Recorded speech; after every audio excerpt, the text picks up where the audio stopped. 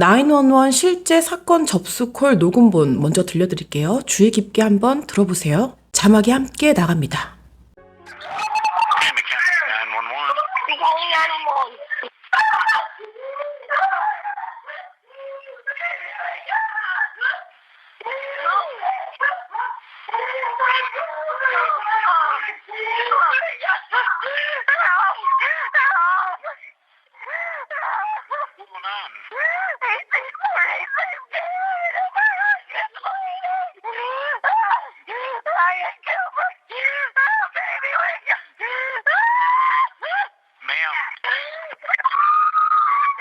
방금 들으신 신고 전화가 이 사건의 시작입니다.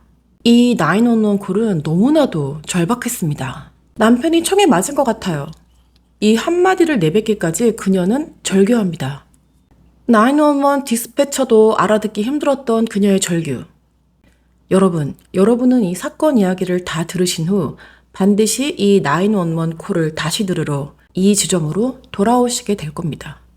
2021년 6월 18일 새벽 4시 30분 911에 전화를 걸어 절규하며 사건을 접수한 이 여자의 이름은 카리나 쿠퍼.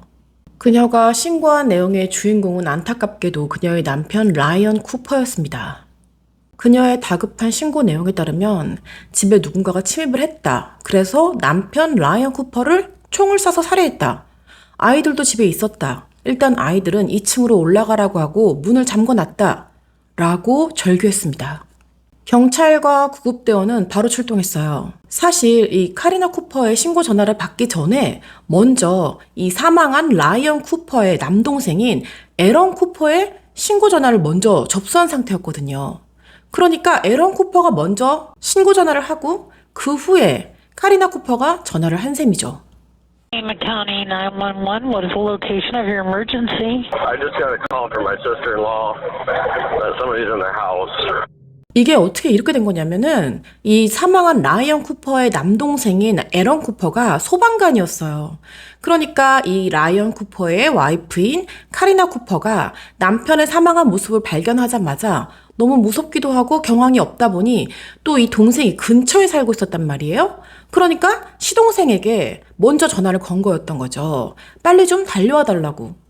그래서 가까이 살고 있던 동생 에런 쿠퍼가 뛰쳐오면서 911 신고도 하게 됩니다. 이 에런 쿠퍼는 911 디스패처와 통화를 하면서 사건 현장에 들어가게 돼요. 들어가 봤더니 현장은 피바다 그 자체였습니다. 그리고 이렇게 에런 쿠퍼가 911에 연락하고 있을 때 와이프인 카리나 쿠퍼도 정신을 차리고 911과 통화를 하게 됐던 겁니다. 먼저 전화를 건 건 아이들이었어요.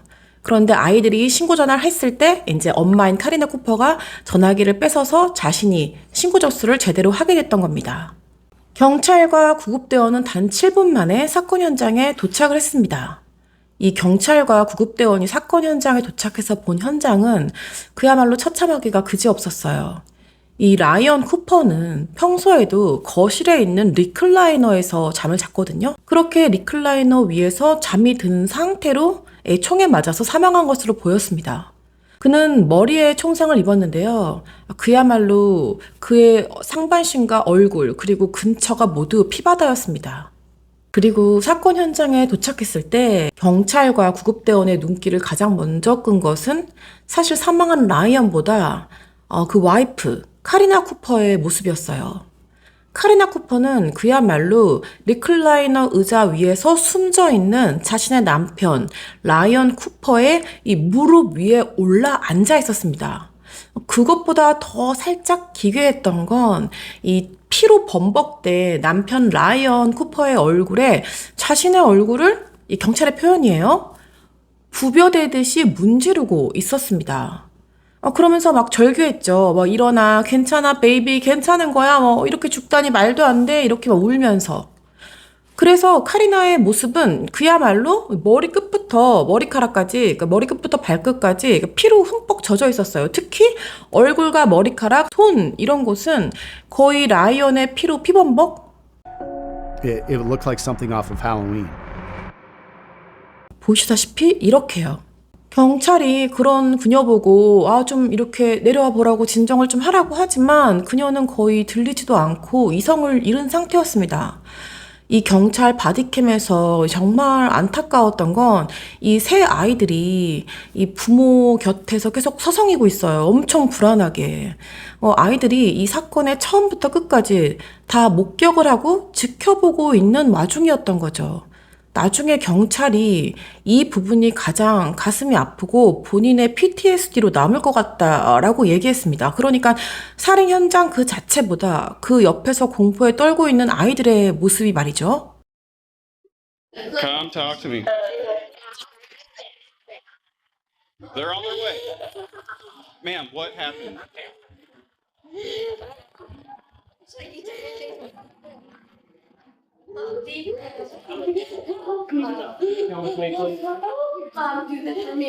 Can you stay in here for me, boys? 경찰은 이렇게 아이들이 지켜보고 있으니 아이들의 PTSD도 걱정이 되고 또 이 사건의 정황에 대해서 진술도 빨리 받아야 하다 보니 카리나 쿠퍼를 진정시키려고 계속 노력하지만 카리나 쿠퍼는 좀처럼 진정하지 못했습니다. 정말 크게 소리를 지르면서 오열하고 절규하고 정말 한마디로 표현하자면 미친 듯이 운다 느낌? 이렇게 겨우 진정시킨 카리나를 집 밖으로 끌어 나오는데요. 왜냐하면 그 거실 현장은 또 현장 수색을 해야 되니까. 그런데 밖으로 나온 카리나는 이번에는 집 앞 마당에 철푸덕 쓰러진 채로 잘 일어나지도 못합니다. 진짜 바닥에 쓰러져 있어요. 울면서. 경찰은 카리나보다 조금 상태가 괜찮은 라이언 쿠퍼의 남동생인 에런 쿠퍼에게 먼저 진술을 요청합니다. 어떻게 된 거냐고. 그랬더니 남동생 에런이 말하길 형수가 전화가 와서 우리 형이 총에 맞아서 죽었다. 집에 누군가가 침입범이 들어온 것 같다. 라고 얘기를 해서 너무 놀래서 자다 말고 일어나서 뛰어왔다. 오면서 911에 전화도 했다. 자기는 침입자가 있다 그래서 집에 있는 소총까지 챙겨왔는데 집에 와서 보니 침입자는 이미 나갔는지 없는 것 같다. 이렇게 이야기를 합니다. 경찰은 미친 듯이 울고 있는 카리나를 이제 조금씩 진정을 시키고 질문을 하기 시작합니다. 어떻게 된 거냐고요?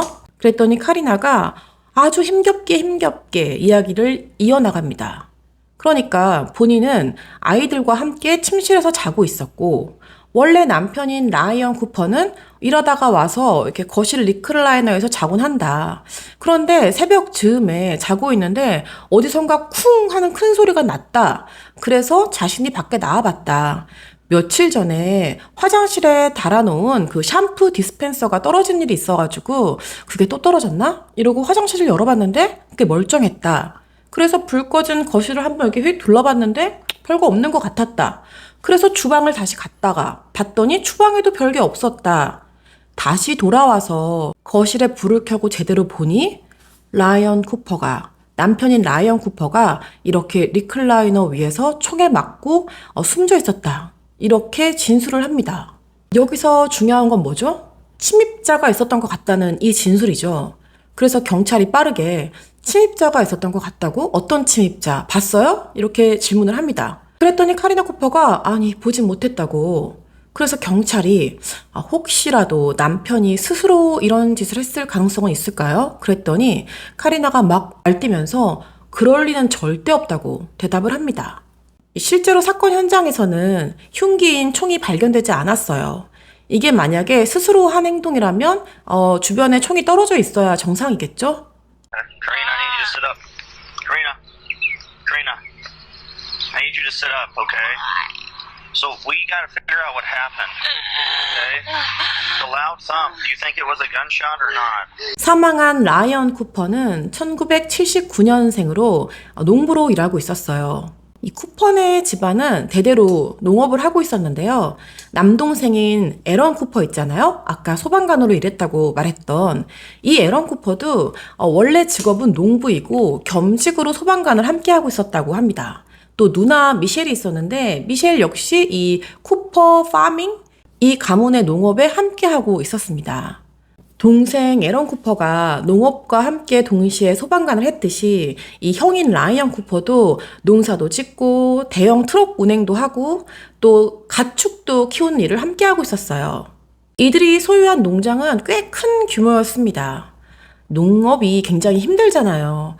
그러다 보니 라이언 쿠퍼는 일을 마치고 집에 들어오면 또 새벽에 일을 하러 나가야 됐었기 때문에 주로 거실 리클라이너에서 잠을 잤다고 합니다. 또 이 라이언이 좀 코골이가 심했대요. 그래서 아이들과 함께 자면 아이들도 숙면을 취하지 못하다 보니까 혼자 리클라이너에서 자고 그 다음날 아침에 또 일하러 나가곤 했다고 합니다.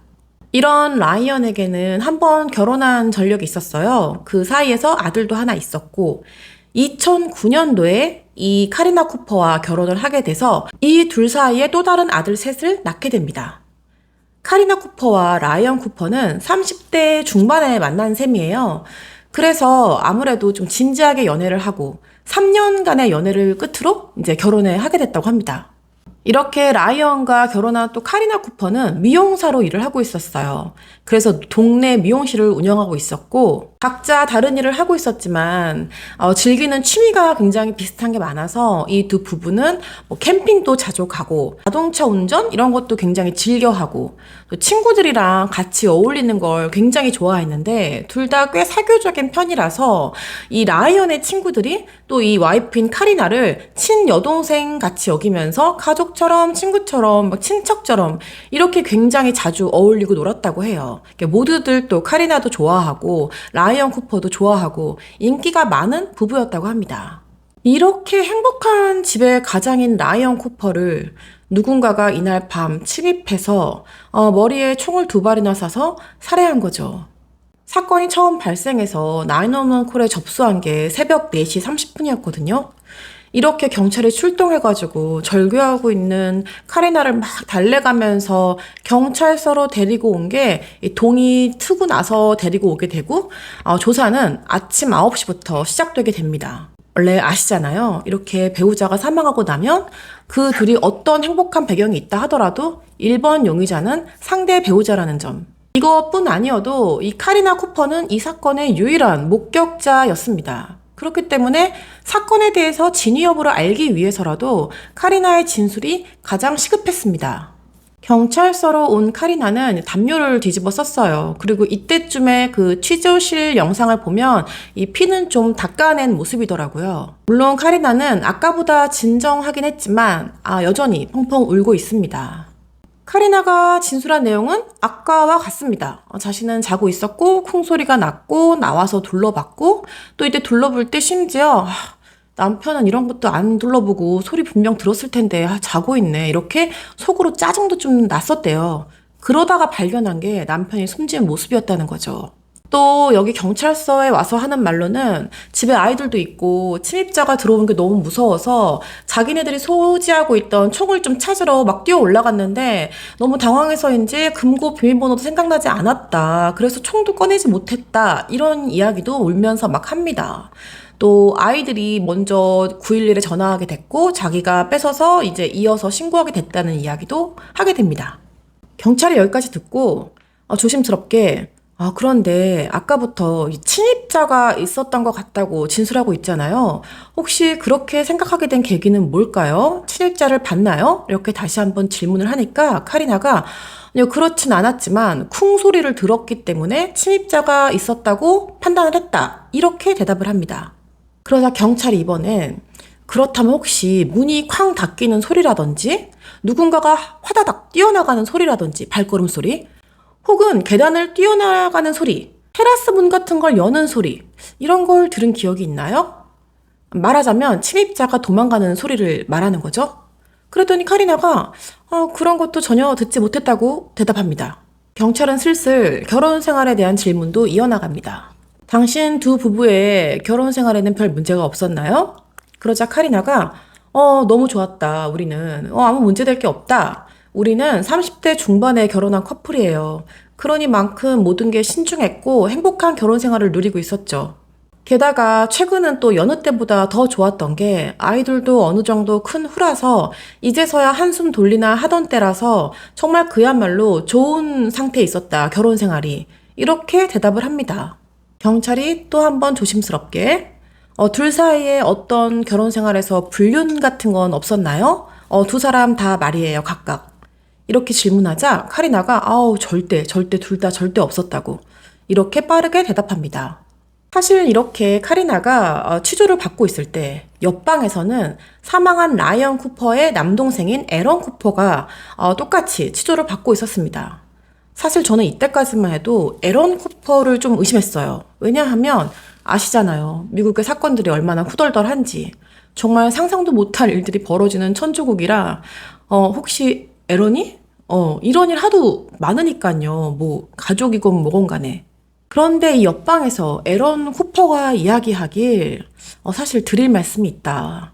형이 얼마 전에 나에게 우리 형수인 카리나 쿠퍼가 스냅챗으로 이 동네에 휴스턴 댕커라는 남자에게 이상한 사진을 전송받은 걸 봤다.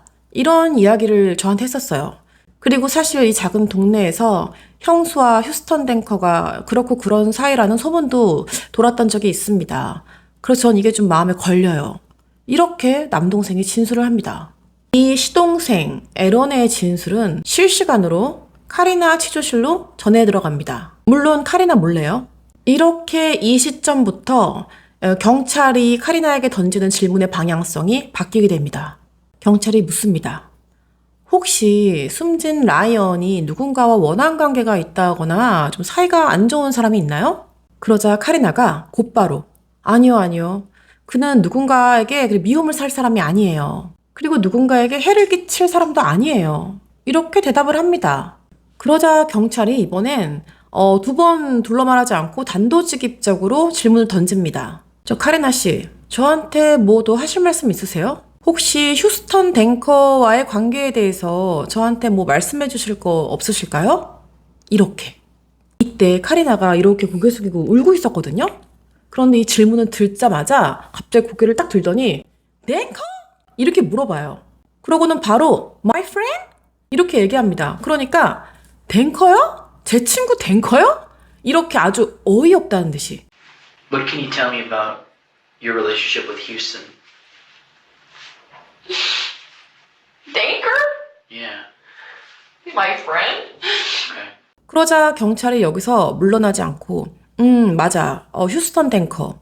사실 옆방에 네 시동생 에런 쿠퍼가 치조받고 있거든? 그런데 그가 얘기하길 너랑 그 라이언 쿠퍼 사이에 휴스턴 댕커가 보낸 스냅챗 메시지, 어떤 사진 때문에 문제가 좀 있었다고 하던데 이렇게 아주 그냥 직설적으로 질문을 던집니다. 그랬더니 카리나가 빠져나갈 구멍이 없다고 생각했는지 갑자기 회상에 잠기는 척하면서 작년 가을에 휴스턴 댕커가 나한테 스냅챗으로 뭘 보냈어, 맞아.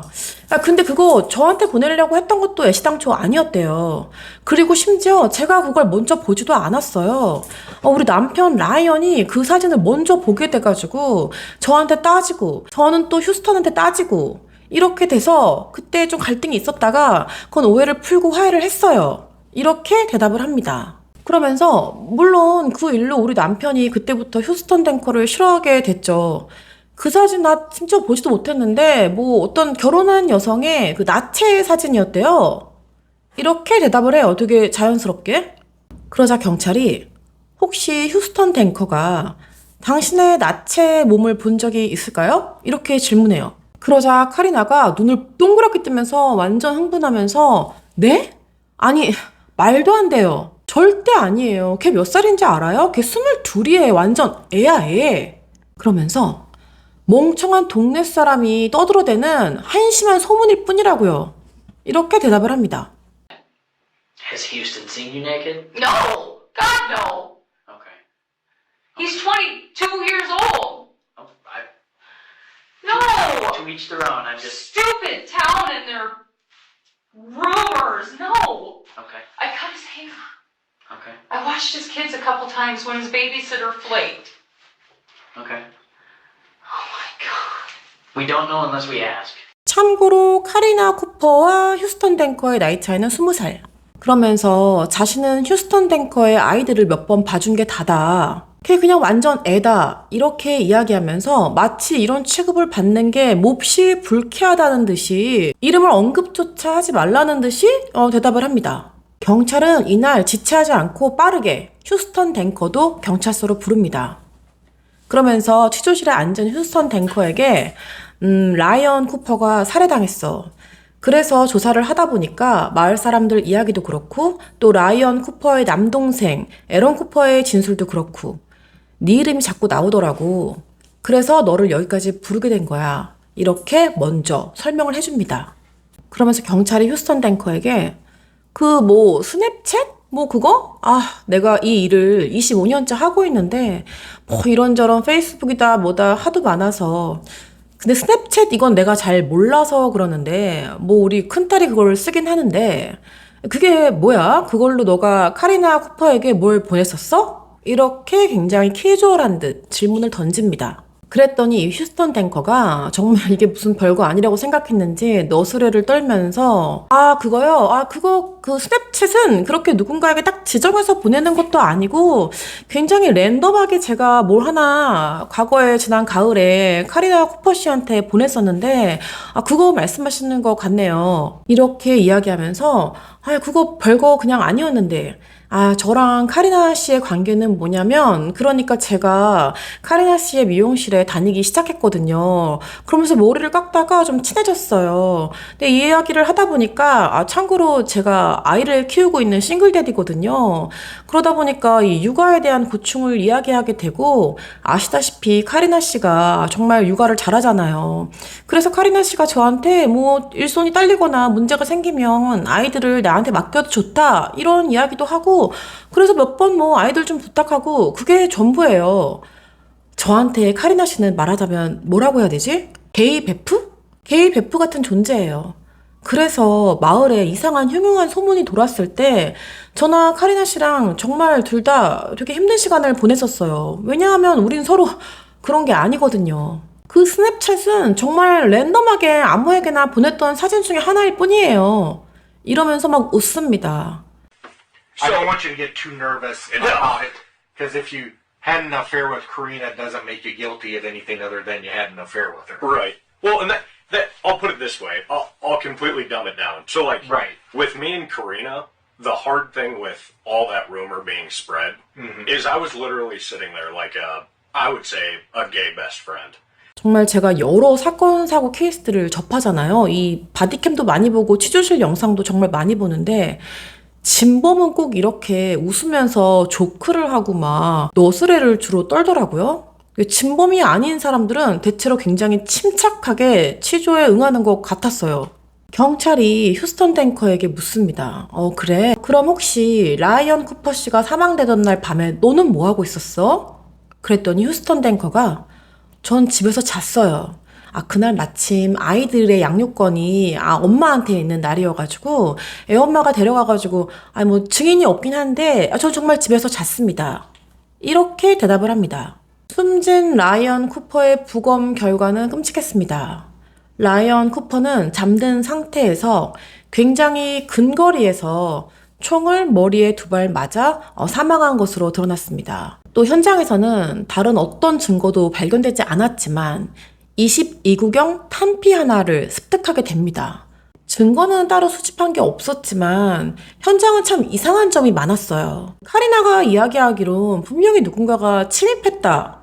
침입자가 들어와서 우리 남편을 쐈다 라고 말하는데 이 현장에서는 침입자의 그 어떤 흔적도 발견하지를 못합니다. 또 이들은 이 집 안에 랜섬이라는 거의 45kg가 나가는 굉장히 육중한 로트와일러를 키우고 있었거든요. 이름이 랜섬이에요. 그런데 이 로트와일러는 원래 맹견이기도 한데 특히 이 랜섬이 굉장히 이 집 지키는 거에 혈안이 되어 있는 맹견 중에 맹견이었대요. 그런데 이날 밤 이렇게 침입자가 들어왔다고 하는데 이 로트와일러 랜섬이 짖는 소리를 아이들을 비롯해서 집 주변에 이웃도 그 누구도 듣지 못했다고 합니다. 그야말로 침입자가 있었는데 그렇게 집 지키기에 잘하던 로트와일러가 아무것도 하지 않고 아무 짖음도 없었다? 또 나중에 밝혀진 바에 의하면 사건 당일날 카리나는 구급차가 도착하기까지 숨진 라이언 쿠퍼에게 단 한 번도 CPR을 실시하지 않았다는 것도 드러났습니다. 또한 제가 앞에서 좀 기괴했던 광경이 이 사건 현장에서 카리나 쿠퍼가 숨진 라이언 쿠퍼의 그 피범벅이 된 얼굴에 자신의 얼굴을 막 문지르고 부비듯이 문지르는 장면이 좀 기괴했다고 경찰들이 얘기했다고 말씀드렸잖아요. 이거는 추측하기로 이 총이 굉장히 근거리에서 발사가 됐잖아요. 그러면 이 건 레지드 테스트 아시죠? 총기 잔여물 검사. 만약에 카리나가 총을 쏜 거라면 당연히 카리나의 손이나 이 얼굴 어딘가에는 그 총기 잔여물 반응이 나왔을 거예요. 이거를 대비해서 일부러 숨진 라이언 쿠퍼의 얼굴에 자신의 얼굴과 막 상반신을 문지른 게 아닌가. 그래서 만약에 이 건 레지드 테스트에 카리나가 통과하지 못하더라도 내가 그때 막 그렇게 너무 흥분해가지고 너무 슬프고 막 너무 무서워가지고 라이언 얼굴에 부비면서 그 건 레지드 테스트에 통과하지 못할 만큼 그 총기 잔여물이 아마 나에게도 묻게 된 거다. 이런 익스큐즈를 만들려고 그렇게 이상한 행동을 한 게 아닌가라는 합리적인 추측을 하게 됩니다. 또한 집에는 그 분실물조차 하나 없었어요. 그러니까 만약에 침입자가 정말 있었다고 한다면 이 침입자는 정말 집에 들어와서 라이언 쿠퍼만 살해하고 나간 셈인 거죠. 이런 여러 가지 정황이 충분히 경찰 입장에서는 카리나를 범인으로 의심하기에 충분했습니다. 하지만 이 당시에는 뚜렷한 물질적 증거가 너무 부족했어요. 그리고 이 당시에 휴스턴 댕커와 카리나의 폰을 모두 압수를 하거든요. 그런데 문제는 이들의 스냅챗 메시지가 모두 삭제된 상태였어요, 이미. 그런데 2021년 이 당시에는 삭제된 스냅챗 메시지를 복구하는 이 기술이 발전하기 전이었다고 합니다. 이 방화벽을 뚫기가 그 기술이 거기까지 가지 않았대요. 이렇다 보니 어쩔 수 없이 경찰은 이제 플랜 B, 그러니까 카리나를 다시 불러서 자백을 하도록 회유하기로 결심을 합니다. 그래서 카리나를 다시 경찰서로 불러요. 경찰은 다시 부른 카리나에게 결혼 생활에 정말 문제가 없었냐, 마을에 이런저런 소문들을 우리가 다 접수했다, 이렇게 얘기하니까 막 카리나가 극도로 흥분을 하면서 지금 우리 남편이 거실 리클라이너에서 막 혼자 자고 이러니까 우리 사이에 무슨 문제가 있다고 생각하는 거냐면서 막 소리를 막 질러요. 난 너무 억울하다. 내가 어린애랑 잤다는 그런 동네의 이상한 허무맹랑한 소문을 듣고 나한테 이러나 본데 난 진짜 억울해서 견딜 수가 없다. 너무 황당하다. 이렇게. 그래서 경찰이 카리나 씨, 우리가 집을 꼼꼼하게 조사했는데 그 집엔 침입자는 없었어요. 그날 밤에. 당신과 당신의 세 아들들밖에 그 집에 없었습니다. 숨진 라이언을 제외하고서는요. 그러니까 이제라도 우리한테 솔직하게 말해주세요. 이렇게 막 회유를 하자 카리나가 저는 총 쏠 줄도 모른다. 아니 어떻게 쏘는지도 모른다. 막 이렇게 항변을 해요. 그랬더니 경찰이 카리나 씨, 당신 총기 소지 자격증 있잖아요. 당신 총 쏠 수 있다는 거 우리 이미 다 알고 있어요. 이렇게 딱 반격을 합니다. 바로 이 순간 카리나가 변호사 불러주세요. 나 집에 갈 거예요. 이렇게 이야기하고 박차고 나갑니다. 사실 미란다 원칙에 의해서도 그렇고 이 원래 취조실에 들어올 때 언제든지 당신은 마음대로 나갈 수 있습니다. 이렇게 고지를 하거든요. 그래서 경찰은 그대로 카리나를 보내주게 됩니다. 이 사건이 벌어지고 4개월 후에 경찰은 대대적으로 현상금까지 걸게 되거든요. 목격자나 아는 바가 있으면 제보를 해달라고. 그럼에도 불구하고 이 사건은 결정적인 증거 부족으로 굉장히 흐지부지하게 콜드 케이스의 길로 흘러가게 됩니다. 그렇지만 경찰은 단 한순간도 이 사건의 수사를 멈추지 않았어요. 게다가 조사를 하면 할수록 마을 사람들의 제보도 끊임없이 이어졌습니다. 마을 사람들이 말하는 휴스턴 댕커와 그 카리나 쿠퍼와의 관계는 거의 뭐 공공연하다시피 했고요. 또 한간의 사람들의 제보에 따르면 최근 들어 카리나 쿠퍼가 굉장히 자신의 그 미용실 사업 있잖아요. 이거를 크게 좀 확장하고 싶어 했대요.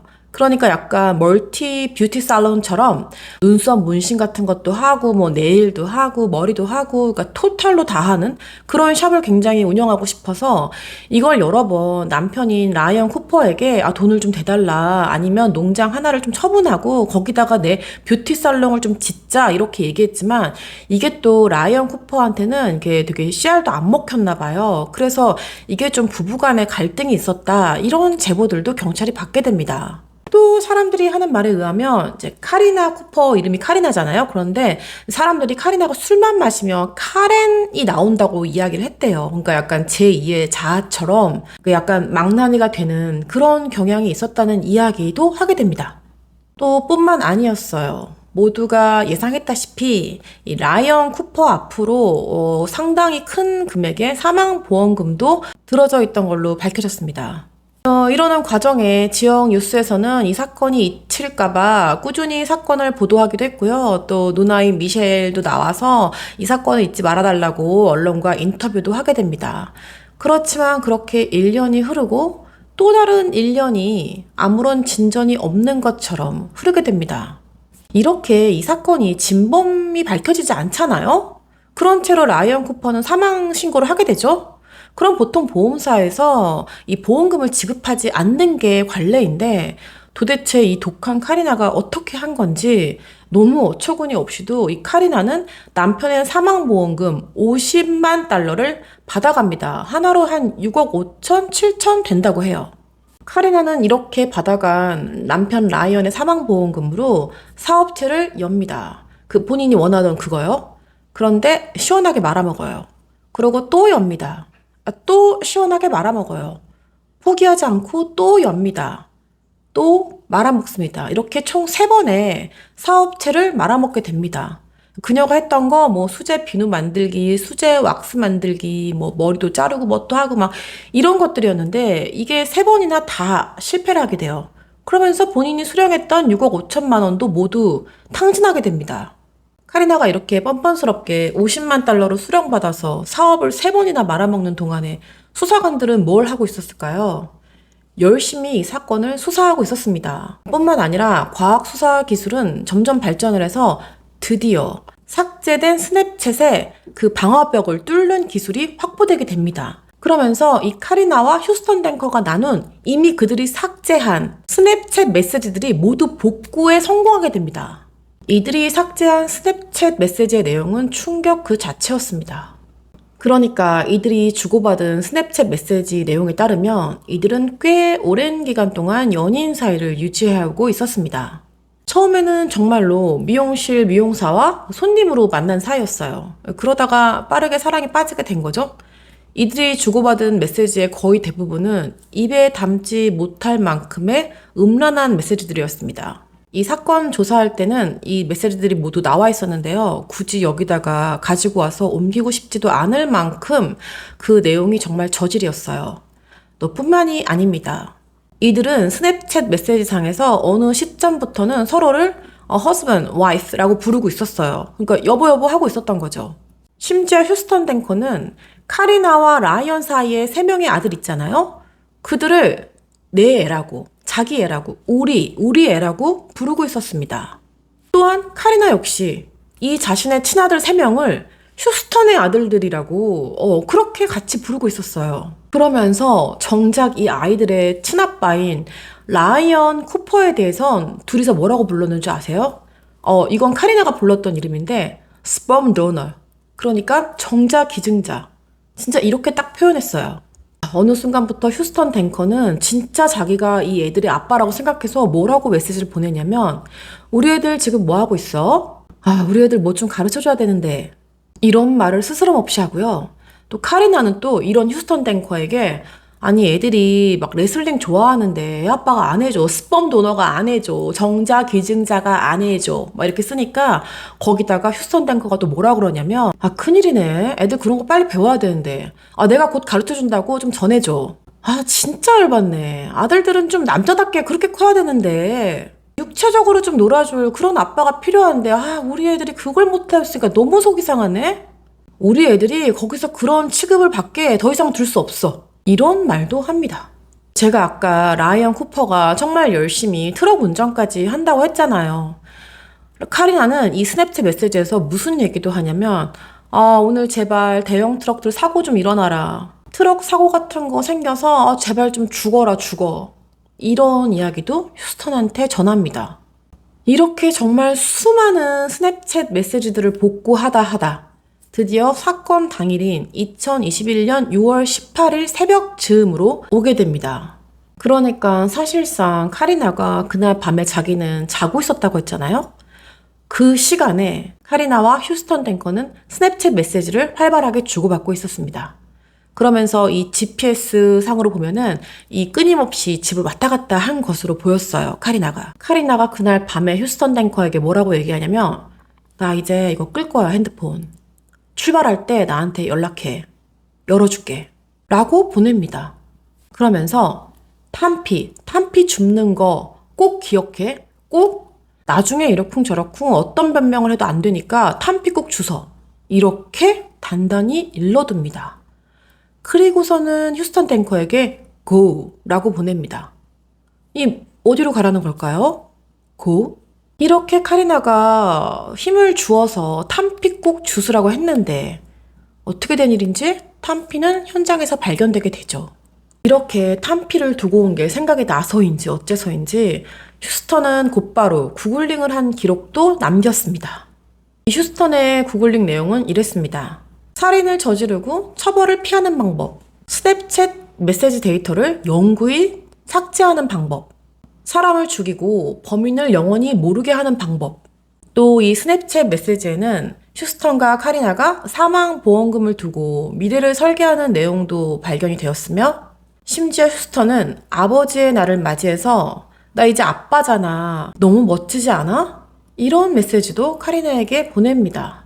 제가 아까 이 수사를 이어나가던 2년의 시간 동안에 그 엄청 많은 제보들을 마을 사람들로부터 받았다고 얘기 드렸잖아요.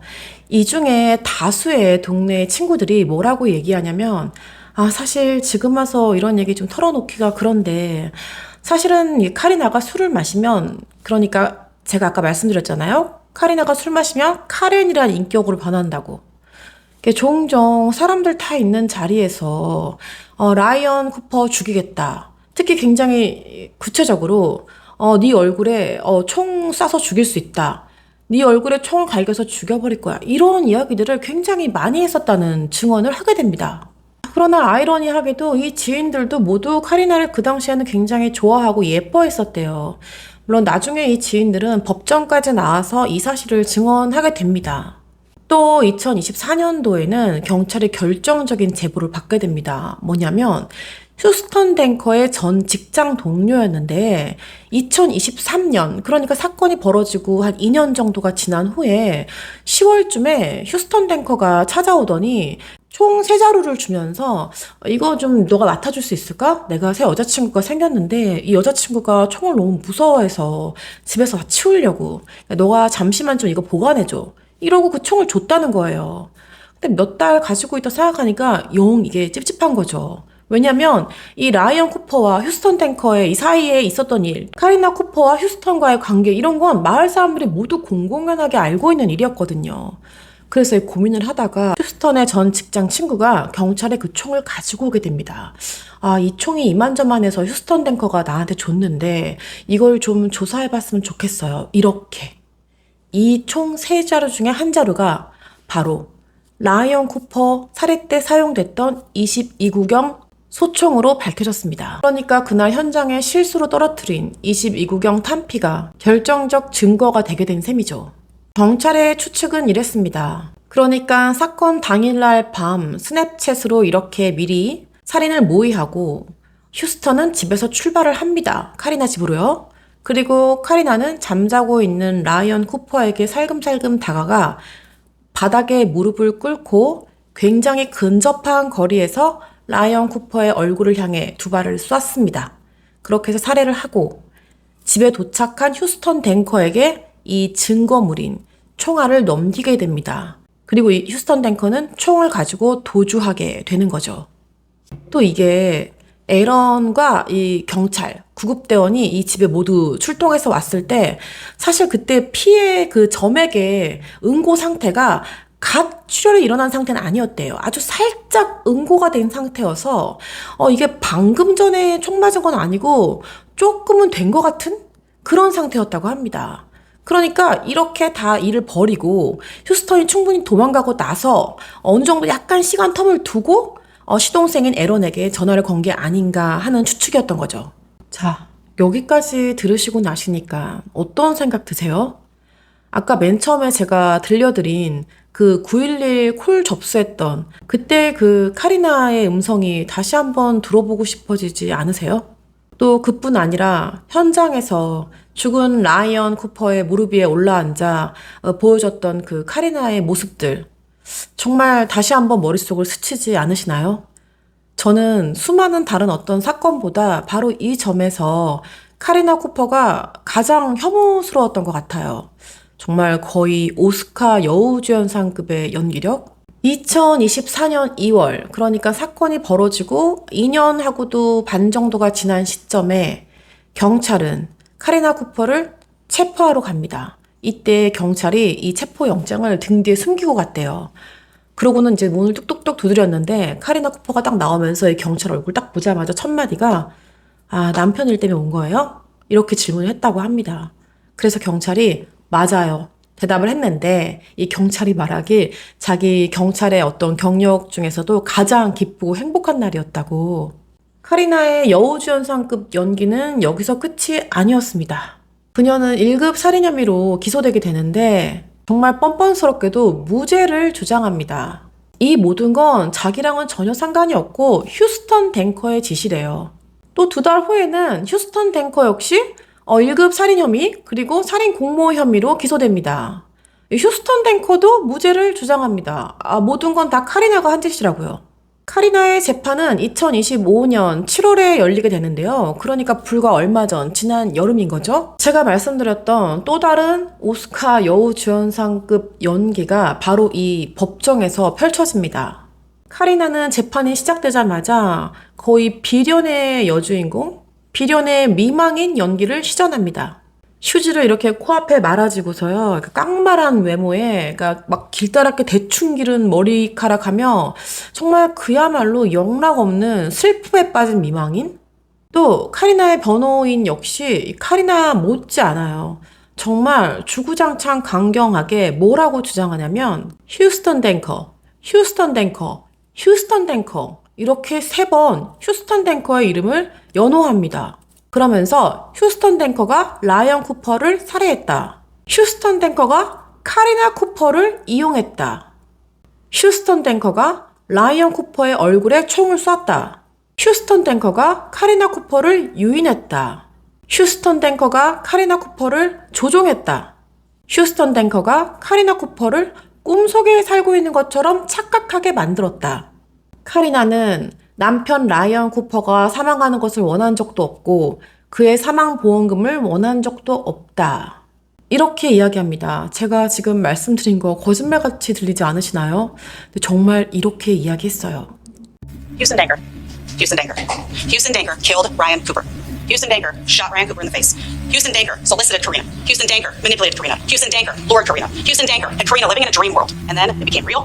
And then she was in too deep. She did not want her husband dead. Please, as you hear the evidence in this case, keep an open mind. 또한 카리나는 이 재판장에서 이 불륜을 인정합니다. 그렇게 이때까지 아니라고 펄쩍펄쩍 뛰고 세상 억울한 코스프레를 하더니 여기서는 꽤나 담담하게 사랑에 빠진 사이가 맞다 이렇게 이야기합니다. 그러면서 말하기 그런데 그건 그냥 스냅챗 내에서만 벌어진 온라인 불륜 같은 거였다 이런 이야기를 해요. 그러자 검찰이 아니 그럼 둘 사이에 육체적 관계는 없었다는 건가요? 그랬더니 카리나가 퐁퐁 울면서 아니 딱 한 번 있었다. 딱 한 번 있었는데 그때 내가 느낀 정말 disgusting한 느낌 역겹고 모든 게 너무 싫고 진짜 현타가 한마디로 와서 그날 이후로는 휴스턴 댕커가 우리 미용실에 머리 자르러도 오지 않았고 정말 완벽하게 관계를 끝냈다 이렇게 주장합니다. 실제로는 라이언 쿠퍼가 죽고 나서도 한동안 더 사귀다가 헤어졌거든요. 그러면서 본인과 휴스턴 댕커가 나눴던 그 온라인 스냅챗 메시지들은 모두 온라인 상에 있는 그런 약간 판타지 같은 이야기에 불과하다. 이 살인에 대한 어떤 그런 공모했던 것도 다 그냥 온라인 소설 같은 거다.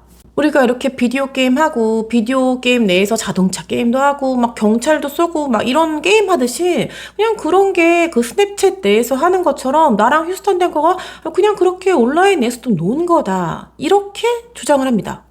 이때 진짜 카리나의 이마에 있는 주름살이 막 이렇게 일렁일렁 거리거든요. 막 하도 강조해서 얘기해서 저는 그걸 보고 있는데 진짜 너무 그러면서 자신은 이렇게 온라인 게임처럼 여겼을 뿐인 이 스냅챗 메시지들의 내용이 현실로 일어난 거다. 자신은 남편을 잃고 싶지도 않았다. 정말 너무너무 사랑했다. 남편의 돈을 탐한 적도 없는데 이 모든 게 휴스턴 댕커가 진짜 온라인상에서 있던 일을 현실로 갖고 오면서 생긴 일이다. 이렇게 이야기하면서 자신에게 집착한 휴스턴 탱커의 단독 범행이라고 주장합니다. 그러자 검찰이 아니 그럼 왜 처음부터 경찰에다가 아니 내 남편이 죽었는데 휴스턴 탱커가 용의자라고 얘기하지 않았냐? 왜 이런 이야기를 처음부터 주장하지 않았냐? 이렇게 묻자 자기는 그때 당시에 패닉이었고 휴스턴 탱커가 너무 무서웠으며 사실은 그때 라이언 쿠퍼가 죽고 나서도 1년 반이라는 시간을 나는 휴스턴 탱커에게 협박을 받고 있었다. 이걸 발설하면 가만두지 않겠다고. 또 스냅챗 메시지도 남아있었기 때문에 자기도 자유로울 수가 없었다. 뭔가 그게 증거로 사용이 될까봐. 그러자 하도 검찰로 듣다가 황당한지 아니 그렇게 남편을 사랑한다고 이야기하면서 어찌됐건 휴스턴 탱커는 너의 애인이었던 거네? 이렇게 질문을 하자 카리나가 아무 표정 없는 얼굴로 되게 빈정거리는 말투로 이렇게 말해요. 그렇게 부르고 싶으면 그렇게 부르세요. 그러니까 검찰이 아니 그러면은 뭐라고 불러야 되는데요? 이렇게 질문을 하니까 이 카리나가 뭐라고 한 줄 아세요? 나는 그를 온라인상의 부적절한 관계라고 부르고 있어요. 이런 말을 합니다. You are the lover. That's what you call him, yes. What do you call him? I called him an online inappropriate relationship. 그러자 검찰이 진짜 황당한지 아 그렇구나. 그렇게 사랑한다고 하는 그 남편 라이언 쿠퍼에 대해서 스냅챗 메시지에서는 스펌 도너 그러니까 정자 기증자라고 부르신 거 맞죠? 이렇게 얘기하자 여기다가 또 카리나가 뭐라고 하냐면 네, 우리는 모두 때때로 사랑하는 사람들에게 별명을 붙여주곤 하잖아요. 이렇게 정말 궁서체로 진지하게 대답을 합니다. You just referred to as a sperm donor. That's your husband, Yes. Ryan Cooper, who you tell this jury you loved so dearly. That's how you showed your love to Ryan Cooper, correct? I think we all call the people that we love names at times. 그리고 검찰이 아니 그 탄피 꼭 챙기라고 했던 그 스냅챗은? 아니 그리고 거기서 나왔던 go 그 말은 뭐야? 이렇게 물었더니 여기다가 카리나가 뭐라고 하냐면 아 그 탄피 이야기는 그냥 온라인 판타지 같은 이야기였고 go는 그러니까 go to bed 자러 가라고 얘기한 거라고 그러고 자기도 잠들었다고 이렇게 변명을 합니다. 실제로는요 카리나가 이 휴스턴에게 go 라고 문자 보내고 1시간 후에 911 콜을 건 거예요. 아, 결국 이 재판 과정에서 누가 방아쇠를 당겼는지는 밝혀내지 못합니다. 둘 다 서로 자기가 아니라고 빡빡 우기니까요. 하지만 정황상으론 이 로트와일러 랜섬이 짖질 않았잖아요. 이거는 휴스턴 탱커였을 가능성보단 카리나 쿠퍼였을 가능성이 훨씬 큰 방증이었습니다. 왜냐면 주인이 했기 때문에 짖지 않았던 거죠. 휴스턴 탱커가 집에 들어와서 라이언 쿠퍼를 죽였다면 아마 이 로트와일러 랜섬이 짖지 않았을까요? 물론 이건 추측입니다. 이렇게 둘 다 자신의 범인이 아니라고 우겨서 어떻게 됐느냐? 중요하지 않았습니다. 왜냐하면 이 둘은 똑같이 공모해서 이 살인에 가담한 살인자들이었으니까요. 배심원의 판결이 있기 전에 이 숨진 라이언 쿠퍼의 남동생 에런 쿠퍼의 와이프가 최후 발언을 하게 되는데요. 그날 밤에 자신의 남편 에런 쿠퍼가 이 라이언 쿠퍼의 집에 다녀오고 나서 공포스러워하고 PTSD에 잠도 못 자던 그런 날들을 떠올리면 정말 너무너무 눈물이 난다 이런 이야기를 하며 그 후로도 우리 남편은 아직까지 힘들어하고 있다. 또 현장에서 모든 걸 지켜보고 그 엄마에게 엄마 숨 좀 쉬어봐 심호흡 좀 해봐 이런 말까지 했던 그 세 아이들 그러니까 에런 쿠퍼 부부에게는 조카가 되는 거죠.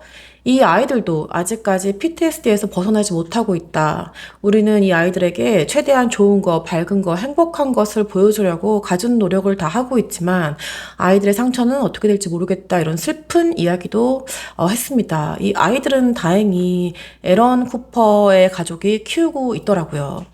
배심원단은 3시간 반의 논의 끝에 카리나 쿠퍼와 휴스턴 탱커에게 1급 살인 유죄 결론을 내립니다. 판사가 이걸 읊자마자 카리나가 정말 고개를 이렇게 흔들면서 펑펑 울어요. 도대체 고개는 왜 흔드는 건지.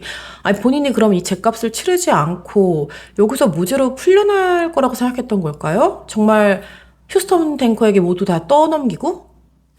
we, the jury, find the defendant, Karina Cooper, guilty of the offense of murder in the first degree, dated this 11th day of July, 2025.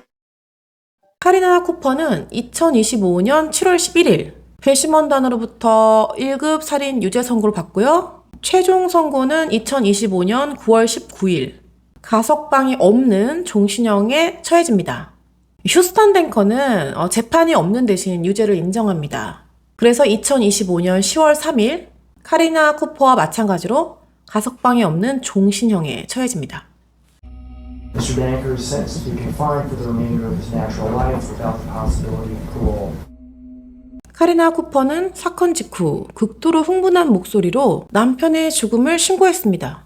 울부짖고 혼란스러워하고 자신 역시 끔찍한 비극의 한가운데에 있는 사람인 것처럼요. 그 순간만 보면 누구라도 그녀를 의심하기 어려웠을 수도 있습니다.